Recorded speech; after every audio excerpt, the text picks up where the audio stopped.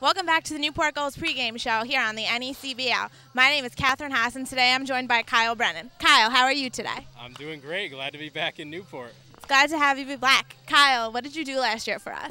I did a bunch of things last year. I joined in the broadcast with George Bissell. Nick took a year off last year, so we filled in for him. Had a lot of fun, but I wrote some press releases for us, did the official scoring, and they called me out of the bullpen this year to do the official scoring, train a couple guys tonight. So really glad to be back here. I miss this place. Yeah, we are. We're glad to have you back. Did you get a chance to look at the roster or anything for this year?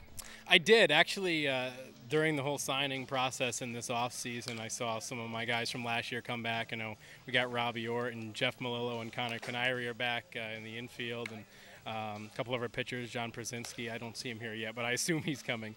And Daniel Wright's back and David Hoey's back. So a bunch of the guys from last year are back. I'm excited to see those guys. Actually going to catch up with them in a few minutes, and excited to see the new guys. I know it's a revolving door in the NECBL, but glad to see these guys. Hopefully they put together another good season together.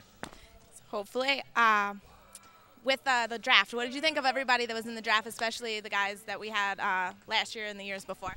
I was a little surprised to see Mark Appel drop as far as he did. He dropped, I thought he was going to go #1, but the Pirates got him at #8, and that was a real steal. And so I was glad to see him go. And one of my friends from last year's team, Mike Dimmick, he was our closer last year. He got picked by the Astros in, I think, the 37th round. So and he signed the other day with them, so I'm rooting for him. And hopefully those guys and a number of our guys from years past. I know Kenny DeCroger got drafted, and a couple of other guys. So I'm glad to see him, and I wish him the luck. Hopefully they get up to the majors someday. So how does it feel to be back here at Cardines today?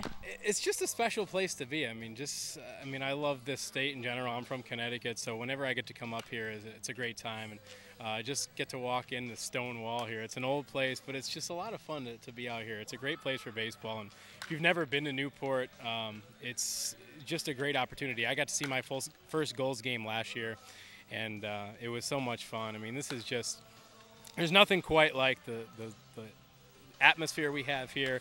You know, it's sort of a tight-knit place. You don't know all the players if you're a fan, but you know, it feels like it's a very homey sort of place, and it's just a lot of fun. So while you're not with us this season at Cardines, what are you doing for your summer? I'm interning back in Connecticut with the CBS station up at Channel 3 and doing some sports interning for them. Just finished covering the high school baseball and softball playoffs, and when the Olympics start this summer, I'll be working for NBC down in Stamford with their online department, doing a few things. So really excited about that. The Olympics are about my favorite time of year, or every 4 years or whatever. So I'm excited about that. So then we'll see. I just graduated from Quinnipiac back in Connecticut. So once the summer's over, I'll reassess and figure out where things are going to go.